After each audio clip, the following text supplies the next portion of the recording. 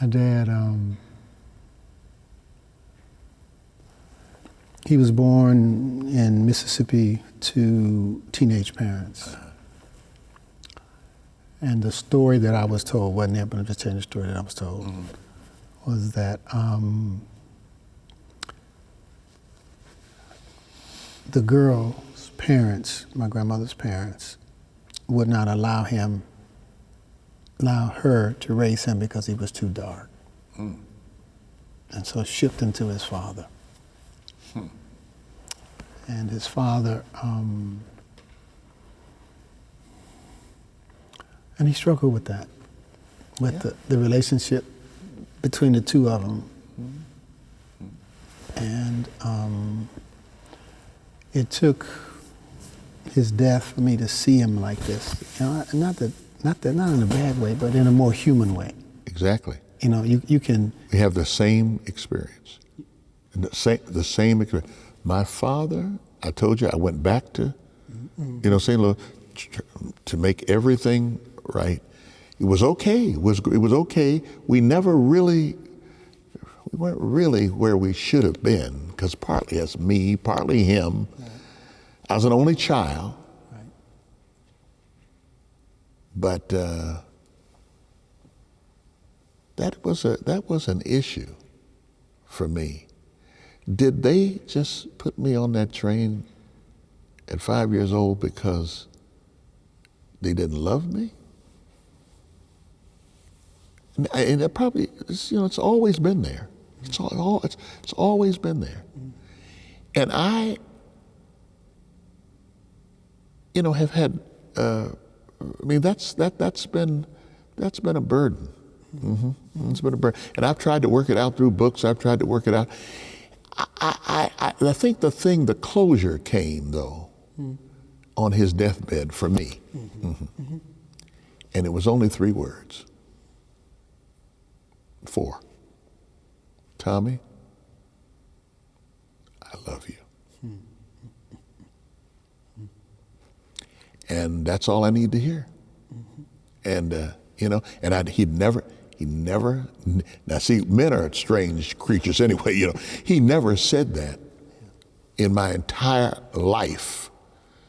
Did he ever say that? But when I looked at him and I said, "Oh, Dad, I'm so sorry. You're so sick." He said, "Tommy, I love you." So that closed that chapter, but the melody lingers on.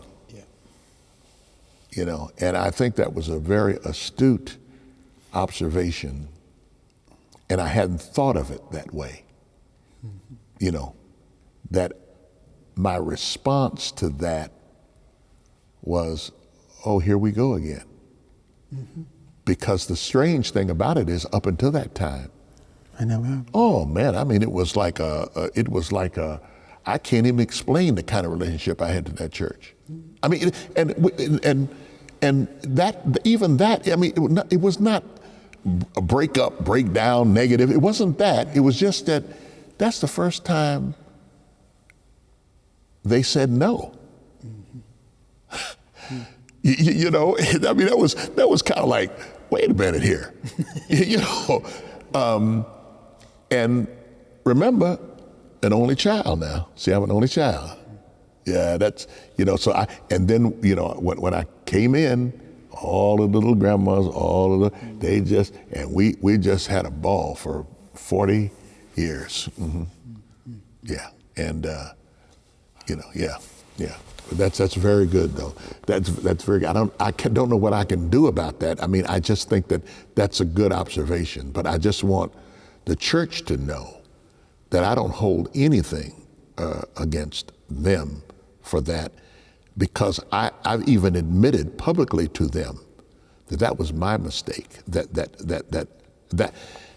if I had probably framed it differently coming in, so for instance, if we had built what I said, there wouldn't have been a problem. I mean, I probably would have had people saying, well, we don't like this outsourcing stuff. That'd been another kind of problem, Yeah.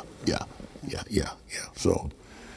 And so I think that, for the lessons, there are many, many multi-complex reasons that we retire Yeah.